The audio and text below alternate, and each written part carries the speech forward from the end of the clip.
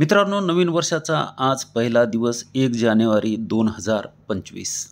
नवीन संकल्प करण्याचा हा दिवस. ह्या नवीन वर्षामध्ये आपल्या जीवनाला आकार देण्यासाठी ज्या ज्या गोष्टी आपल्याला करणं आवश्यक आहे, त्या गोष्टी करण्याचा संकल्प करण्याचा आजचा हा दिवस आहे.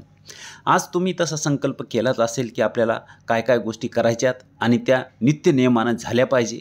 कारण महिना 2 महिने केला नंतर सोडून दिला असं न होता, तर त्या वर्षभर सतत टिकून राहिल्या पाहिजेत, तरच आपण चांगल्या प्रगतीपथावर जाऊ शकतो. कालचा वर्षाचा शेवटचा दिवस जो होता 2024चा तो आणि आजचा पहिला दिवस, दोन्ही दिवस मार्केट हे प्लस राहिलेलं आहे. तर चला आजचं मार्केट बघू. आज बघा 368 अंकाची वाढ आहे सेन्सेक्समध्ये. निफ्टी 50 हा 98 अंकानं वाढलेला आहे. निफ्टी बँक 200 अंकानं वाढला आहे. निफ्टी मिड कॅप 100 हा 251 अंकानं वाढलेला आहे. शेअर बाजारातील ठळक मुद्दे बघा. रिअलिटी आणि मेटल वगळता सर्व क्षेत्रातील निर्देशांक हिरव्या रंगात बंद झाले. ऑटो आणि कॅपिटल गुड्स निर्देशांक 1% वाढीसह बंद झालेले आहेत. व्यवहाराच्या सत्रात बाजारात उत्साह होता आणि सेन्सेक्स आणि निफ्टी वाढीसह बंद झाले. मिड कॅप स्मॉल कॅप निर्देशांक वाढीसह बंद झाले. ऑटो एनर्जी समभागात तेजी, तर रिअलिटी आणि मेटल समभागावर दबाव राहिला. व्यवहाराच्या शेवटी सेन्सेक्स 368 अंकाच्या किंवा 0.47% वाढीसह 78,507 वर, तर निफ्टी हा 98 अंकाच्या वाढीसह 0.41% वाढीसह 23,742 वर बंद झालेला आहे. निफ्टीचा चार्ट जर पाहिला तर निफ्टी 23,700च्या वर आला. ही एक चांगली गोष्ट झाली, कारण ही जी ट्रेंड लाईन आपण ओढलेली आहे त्याच्यावर येऊन निफ्टी बंद झालेला आहे. 700च्या वर क्लोजिंग दिलेली आहे. चार्ट मोठा करून दाखवतो कारण हा विकली चार्ट आहे. इथं तुम्ही बघू शकता हा विकली चार्ट आहे.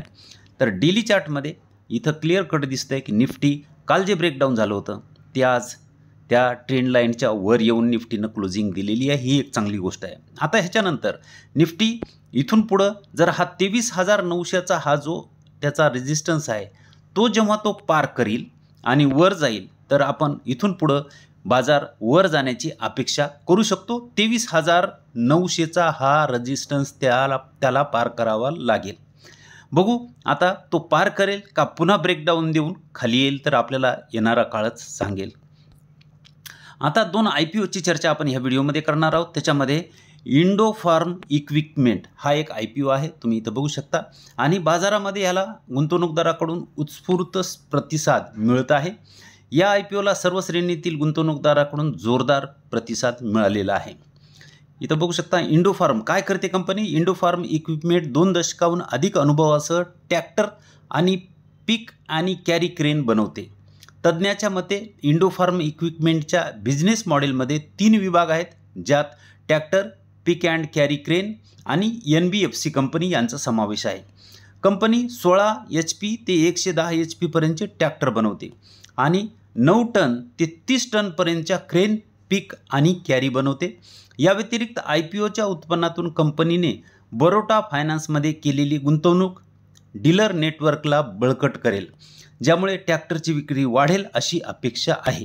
तर IPO काय आहे? IPO बघू शकता. एक लॉट आहे 69 शेअरचा आणि 14,835 ही IPOची टोटल प्राईज आहे. एवढे जर असतील तर हा IPO आपण भरू शकतो. इथं बघू शकता 31 तारखेला म्हणजे काल हा ओपन झालेला आहे. उद्या 2 तारखेला हा बंद होईल. 3 तारखेला आपल्याला कळेल आपल्याला IPO लागला की नाही. आणि GMP जर पाहिला तर 215 IPO प्राईज आहे. GMP 95 आहे.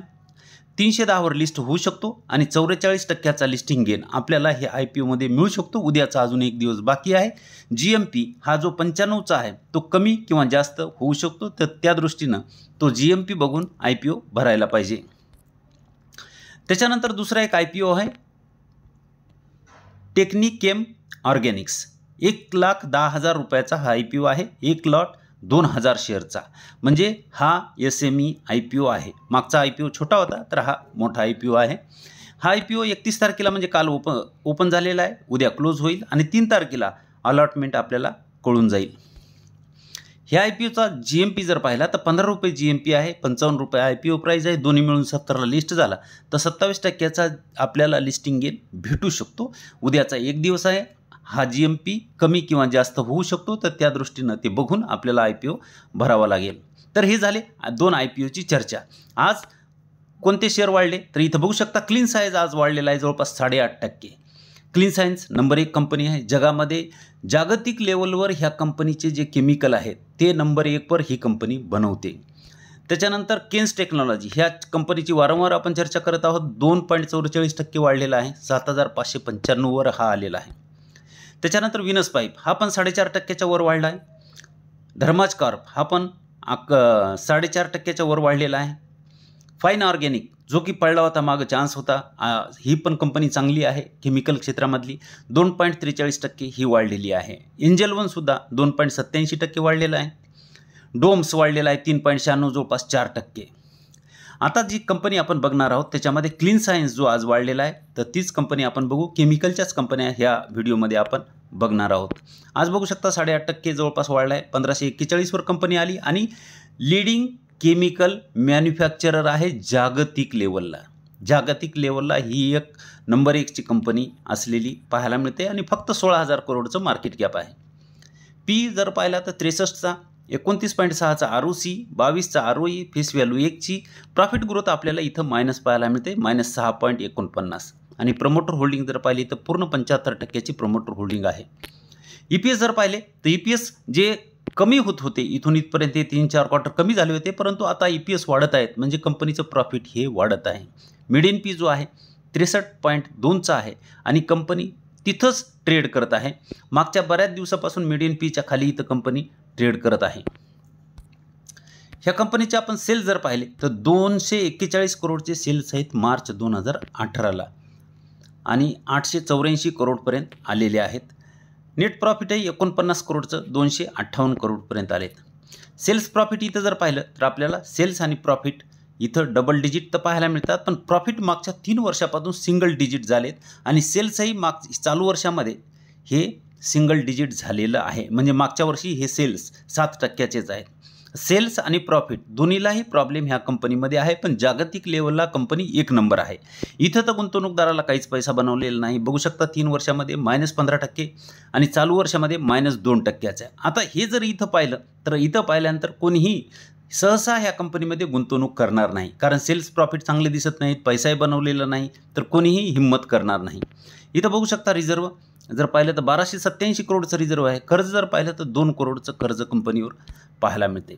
चार्ट बघू शकता. चार्ट जर बघितला तर वरून डिस्काउंट जे आहे तिच्या टॉपपासूनचं इथपर्यंतचं जे डिस्काउंट आहे 43%. मागं जेव्हा आपण व्हिडिओ बनवला त्यावेळेस 50%च्या वर डिस्काउंट होतं, आज वाढल्यामुळं कमी झालेलं आहे.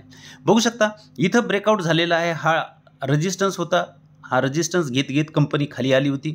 इथं ब्रेकआउट झालं, त्याचाच सपोर्ट इथं घेतला होता पण मागं जे मार्केट पडलं त्यामुळं कंपनी इथं खाली आली आणि खालचा सपोर्ट त्या कंपनीने इथं घेतला आहे.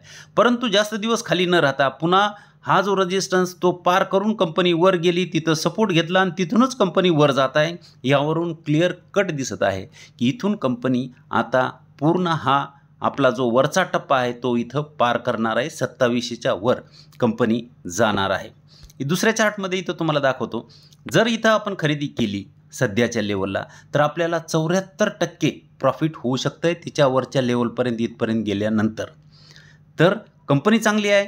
चार्ट प्रॉफिट न वाढता चार्ट हा अपट्रेंडमध्ये गेलेला दिसत आहे. तर बघू शकता ही कंपनी जागतिक लेवलवर चांगली कंपनी आहे तर ह्या कंपनीबद्दल विचार करू शकता. त्याच्यानंतर दुसरी कंपनी आहे केमिकलमधली ज्योती रेजिन्स. ही पण कंपनी चांगली आहे केमिकल क्षेत्रामधली. ह्या कंपनीचं सध्या प्राईस जर पाहिलं तर 1324 वर कंपनी ट्रेड करत आहे. आज जवळपास फ्लॅट क्लोजिंग ह्या कंपनीची आहे आणि ही पण लार्जेस्ट सेलिंग आहे वूड ॲडेसिव्हमध्ये इंडियामध्ये. तर ही पण कंपनी चांगली आहे. मार्केट कॅप फक्त 1,500 करोडचं आहे म्हणजे खूप छोटी कंपनी आहे. हीच कंपनी जेव्हा मोठी होईल तसा आपलाही छोटा पैसा मोठा होऊ शकतो. पी बघा 22चा, ROC 65.9, ROE 49, दोन्हीही चांगले आहेत. पी फक्त 22चा आहे तर कंपनी आपल्याला स्वस्तामध्ये मिळत आहे. फेस व्हॅल्यू पाहिली तर 10ची आहे, 16ची प्रॉफिट ग्रोथ आहे आणि 50%ची प्रमोटर होल्डिंग आहे. इथं जर पाहिलं तर कंपनी 200 DMAच्या खाली ट्रेड करत आहे. EPS जर पाहिले तर तुम्ही बघू शकता EPS जरी पाहिले तर कंपनी अंडर व्हॅल्यूड आहे. फक्त 200 DMAच्या खाली कंपनी इथून खाली आलेली आहे. त्याच्या आधी कुठेही खाली आलेली नव्हती. इथं टच करून गेलेली तुम्ही बघू शकता. परंतु 200 DMAच्या खाली कंपनी मिळते. डेली मूव्हिंग ॲव्हरेजच्या खाली मिळत आहे. ही काळी रेष 200 DMAची आहे. त्याचबरोबर कंपनी जवळपास कर्जमुक्तसुद्धा असलेली आपण इथं बघू शकतो. सेल जर पाहिले तर मार्च 2013 पासूनचे 10 करोडचे सेल्स आहेत ते 268 करोडपर्यंत आलेत आणि नेट प्रॉफिट जे 00 होतं 17 पर्यंत, नंतर 1 करोड झालं आणि आता 70 करोड झालेलं आहे. म्हणजे सेल्स आणि प्रॉफिट इथं जर पाहिलं तर आपण डबल डिजिट आणि चांगले पाहायला मिळतात बघू शकता. आणि इथं गुंतवणूकदारालाही पैसा किती बनवला आहे बघू शकता. 10 वर्षात 82% CAGR, 5 वर्षात 88% CAGR, 3 वर्षात 52% आणि चालू वर्षामध्ये -15 आहे. म्हणजे आपल्याला गुंतवणुकीची संधी आहे की ह्या वर्षी कंपनी चालली नाही. म्हणजे ह्या वर्षी म्हणजे मागच्या 2024ला ही कंपनी चाललेली नाही. रिझर्व्ह बघू शकता 179 करोडचं रिझर्व्ह आहे आणि छोटी कंपनी असूनही मागच्या 3-4 वर्षामध्ये कंपनीनं कर्ज हे 0 केलेलं आहे. म्हणजे ही एक चांगली गोष्ट ह्याच्यामध्ये पाहायला मिळते, कारण कर्जाचे हप्ते आणि व्याज भरण्यामध्ये कंपनीचं उत्पन्न हे जाऊ शकते. इथं जर पाहिलं तर तिच्या टॉपपासूनचं म्हणजे इथून इथपर्यंतचं जे डिस्काउंट आहे ते 27% डिस्काउंट आहे आणि हा सपोर्ट घेत कंपनी वर जात होती. इथं ब्रेकडाऊन झालेलं आहे कंपनीचं, परंतु कंपनी तिथूनही अजून खाली येत नाही आहे हे लक्षात घ्या. इथून कंपनी पुन्हा इथून वर गेली तर अजून कंपनी सरळ वर जाऊ शकते. तर ह्या कंपनीवर तुम्ही लक्ष देऊ शकता, कंपनी ही चांगली आहे. त्याच्यानंतर केमिकलमधली अजून एक छोटी कंपनी तुम्हाला दाखवत आहे. म्हणजे छोटी म्हणजे प्राईजनं 267 रुपयाचं प्राईज आहे. आज जवळपास 4.5% जास्त ही वाढलेली आहे. ह्या कंपनीचं मार्केट कॅप जर पाहिलं तर मायक्रो कॅप आहे, 900 करोडचंच मार्केट कॅप आहे. PE 22चा म्हणजे PE-सुद्धा महाग नाही. ROC 14.5, ROE 13.2, फेस व्हॅल्यू 10ची. प्रॉफिट ग्रोथ आपल्याला इथं मायनस पाहायला मिळते, -8ची. म्हणजे चालू क्वार्टरमध्ये प्रॉफिट हे कमी झालेलं आहे. आणि प्रमोटर होल्डिंग जर पाहिली तर 70.4ची प्रमोटर होल्डिंग आहे. ही कंपनीसुद्धा बघू शकता 200 DMAच्या खाली ट्रेड करत आहे. इथं बघू शकता हा 200 DMA आहे, त्याच्या खाली कंपनी इथं ट्रेड करत असलेली बघायला मिळते. म्हणजे आपण गुंतवणूक करू शकतो.